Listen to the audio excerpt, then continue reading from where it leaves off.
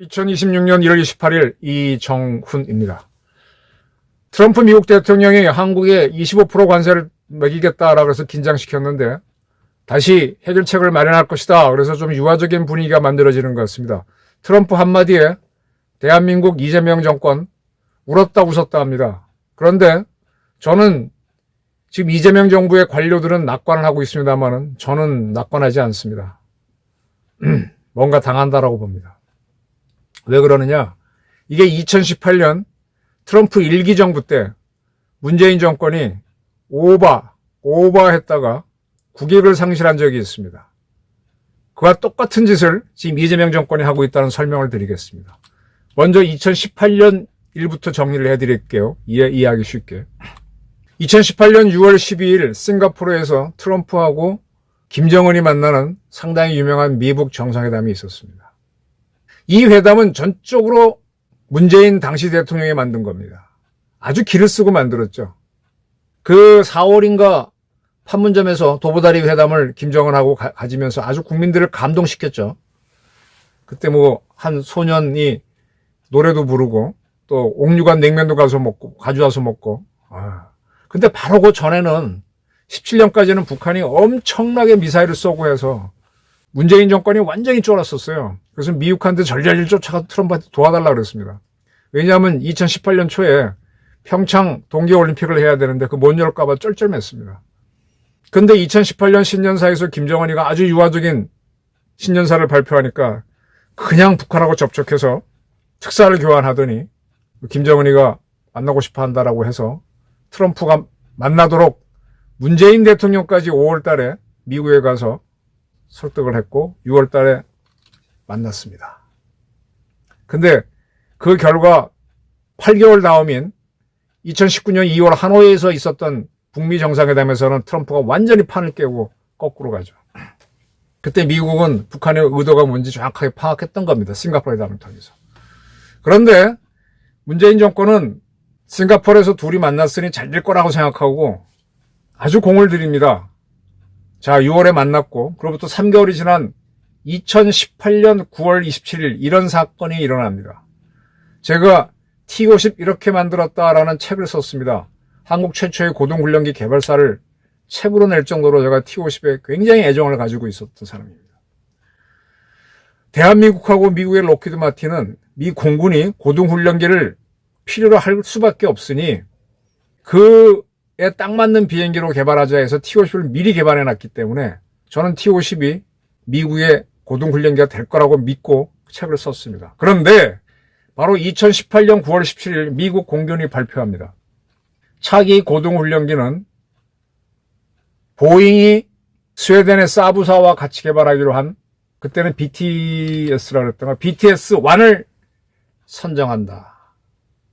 한국에 우리가 미국 록히드 마틴하고 개발한 T-50은 이미 생산이 돼서 한국 공군도 사용하고 있는 완제품인데 지금 이때 보잉하고 스웨덴의 사부는 그림도 안 그렸어요. 설계도 안 했다고. 깜짝 놀랐죠. 아니 한미 관계가 대단히 좋은 줄 알았는데 왜 미 공군이 보잉으로 주지? 그때 여론 조작이 있었습니다. 보잉이 민항기 원래 군용기도 했는데 예를 들면은 F-15 같은 경우는 미 보잉에서 만드는 겁니다. 근데 그 다음 전투기인 F-22나 F-35 또 F-15랑 같이 쓰이고 있는 F-16은 다 록히드 마틴이라서 이제 보잉이 너무 군수 사업이 적기 때문에 일부러 줬다 그런 해석이 나왔는데 전혀 반대입니다. 이거는 제가 굉장히 고급 정보원으로부터 들은 이야기입니다. 왜 그러느냐? 문재인 하는 꼴 보기 싫어서 트럼프가 한국에 T-50 선정하지 말라라는 지침을 내렸다는 겁니다. 왜 그러느냐? 자, 6월 달에 트럼프하고 김정은이 만났죠. 그리고 난 다음에 2018년 9월 24일 73차 유엔 총회가 열렸는데 여기에 참석한다는 이유로 미국을 방문한 문재인 대통령이 트럼프를 9월 24일 날 만납니다. 이때 우리는 T-50 수출을 확정짓기 위해서 가격을 더 라는 아이디어를 실무자들이 줬어요. 근데 문재인이가 그 얘기를 안 하고, 이제 싱가포르에서 만나고 오셨으니 다음에 만나면 이렇게 저렇게 하십시오. 이렇게 저렇게 하십시오. 그래서 자기가 막 코치를 했어요. 트럼프가 표정은 안 바꿨지만 웃기고 있네. 2017년만 해도 다 죽어간다고 평창올림픽 열리게 해달라고 하던 사람이 이러는구나 하고 나서 9월 27일 미 공군이 차기 고등훈련기는 페이퍼 작업밖에 안 한 보잉으로 간다 라고 발표합니다. 한미 관계가 안 좋다는 걸 딱 나왔는데 도하 언론은 보잉이 전투기 사업이 별로 없기 때문에 의도적으로 줬다라고 하고 퉁치고 넘어갔어요. 이거는 문재인이 대통령이 트럼프를 움직여서 어떻게 하겠다는 이렇게 발상을 하니까 당한 겁니다. 근데 우리는 모르고 넘어갔죠. 자, 지난해 말 한미 관세 협상 타결됐고 팩트시트도 교환했습니다. 그런데 트럼프가 한국에 대해서 다시 25% 관세를 때리겠다고 하니까 우리가 깜짝 놀랐어요.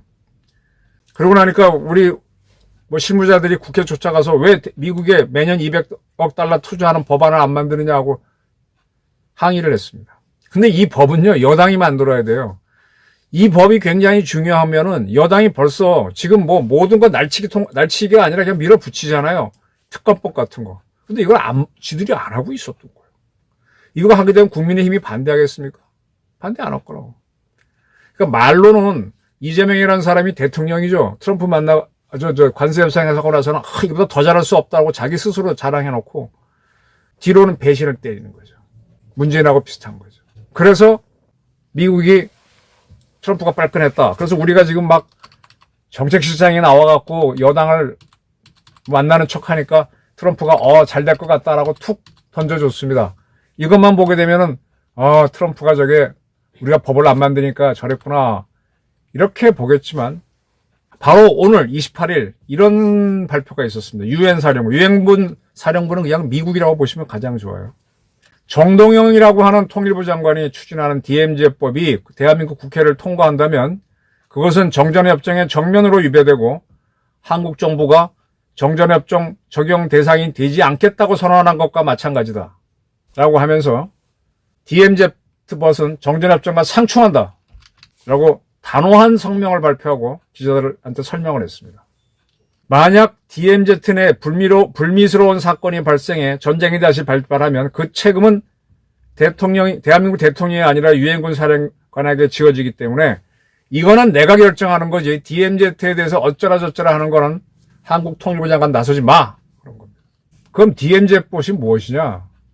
근데 이 유엔군 사령부는요, 지난 12월에도 반대를 했습니다. 근데 이 DMZ법을 만들자고 하는 단체는 사람은 지금 현재 정동영 씨가 추진하지만 그 뒤에는 가짜 유엔사 해체를 위한 국제 캠페인, 불평등한 한미 소파 개정 국민연대, 서울자주통일평화연대 등 좌익 단체들이 다 추진하고 있습니다. DMZ법을 만들어라.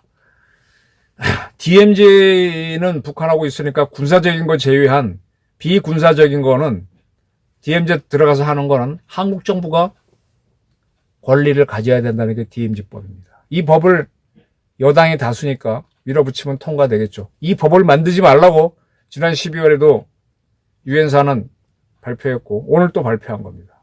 그런데 트럼프가 우리는 지금 대미 투자 매년 200억 달러만 하는 거 법을 만들면 된다라고 쓱 도니까 트럼프가 협상될 여지가 있다가 툭 여지를 주니까 잘냈다고 우린 자화자찬하고 있습니다. 자, 이 DMZ법 한국의 상황에 대해 설명을 드릴게요. 지금 이재명과 좌파들은 대한민국이 대단한 나라라고 떠들고 있고 그리고 그 독립기념관장을 쫓아냈죠. 근데 독립기념관장 김영석 씨는 함석헌의 말을 인용해서 또 백범 김구의 말을 인용해서 우리가 해방한 거는 연합국의 덕택이다라고 했는데 그게 틀렸다고 잘못된 말이라는 게 광복회의 주장이죠. 그러나 대한민국 독립은 누가 뭐라 그래도 미국으로 대표되는 연합국이 일본을 이겼고 이기면서 자기네끼리 약속한 게 우리를 독립시킨다고 했기 때문에 독립시킨 겁니다. 그런 우리가 전쟁을 당하게 되죠. 근데 우리를 독립시켜준 그 미국이 유엔을 만들어서 우리가 신탁 통치 안 받고 정부 세운다고 하니까 세우라고 해줬습니다. 근데 북한이 거절했어요. 그래서 남한만 하면서만 정부를 세우게 했습니다. 그래서 대한민국 정부를 세워준 것도 UN, 미국입니다. 그러한 대한민국을 이북이 쳐들어왔을 때 미국은 자기가 다 한 걸로 생각하고 즉각적으로 개입을 했죠. 미국이 다른 나라 전쟁에 가려면 미국 상원의 승인을 받아야 되는데 이게 굉장히 어려워요. 근데 UN 총회에서 가자라고 결정을 했고 UN의 일원으로서 미국이 참전했기 때문에 바로 참전을 합니다. 그렇게 해서 우리는 또 그때 또 유엔군한테 작전권을 주죠. 그렇게 해서 어떻게 정리가 되는가 하면 이 정전 문제 관리는 유엔이 하게 되고 전쟁 끝난 다음에 우리는 미국과 별도로 한미 방위 조약을 맺어서 한국 방어는 미국과 같이 합니다. 그런데 한반도의 정전 관리는 유엔이 합니다. 즉 미국은 주한미군 사령관, 유엔군 사령관 모자 2개를 쓰고 정전 문제는 유엔을 통해서 하고 한국 방위는 미군과 한국군이 같이 하는 구도가 된 거죠. 자, 근데 6.25 때 어떤 일이 있었는가 하면 판문점에서 정전을 하게 되죠. 근데 그 와중에 우리가 계속 동쪽에서는 북진을 해서 속초나 고성 이쪽은 38선 북쪽인데 우리가 더 올라갔죠. 그게 아마 연천에서부터 경기도부터 한 7개 군인가를 우리가 더 올라갔습니다. 정전이 되고 난 다음에 이 지역, 38선 이북 지역은요, 유엔군이 군정을 했습니다. 조금 더 설명드리면 6.25 때 우리가 인천 상륙 작전해서 38선 이북으로 올라가서 평양도 수복하고 저기 압록강까지 올라간 적이 있어요. 그때 이승만 대통령이 평양에 가서 평양 수복식을 하고 했지만은 38선 이북의 지역에 대한 지배는 유엔군이 군정을 했습니다. 우리 정부가 주권을 행사하지 못했어요. 그리고 이제 전쟁이 끝나고 38선 이북 우리가 동해안에 강원도에 많이 올라갔죠. 그 지역을 누가 관할했냐? 유엔군이 군정을 했습니다. 이것 때문에 지금 옛날 자료 보게 되면 52년도부터 그때부터 되게 그 선에서 왔다 갔다 했으니까 38선 이남은 유엔이 이승만 대통령한테 당신이 통치하시오라고 해서 우리가 주권을 갖고 38선 이남은 선거도 하고 법도 만들고 다 자유롭게 지금처럼 지냈지만 38선 이북의 강원도하고 경기도 지역은 유엔군이 통치를 했다고. 그래서 국회에서 그쪽 지역을 돌려달라라고 하는 성명도 발표하고 또 이승만 대통령이 미국을 만나고 유엔을 만나서 이거 돌려주시오. 내가 대통령으로서 하겠소 하지만 전혀 동의를 안 합니다. 그때는 전쟁 끝나지 않았으니까 그랬겠죠. 그러다가 전쟁이 끝난 다음에 1954년 11월에 이 38선 이북 지역을 행정권을 한국에 위임합니다. 위임일 겁니다. 행정권을 줍니다. 입법, 사법, 행정 중에서 행정권만 주는. 그래서 사법권은요, 안 못 받았어요. 그리고 거기서 선거도 못 해요. 그쪽 지역 사람들은 대한민국 국회를 대표하는 국회의원을 뽑지 못했어요.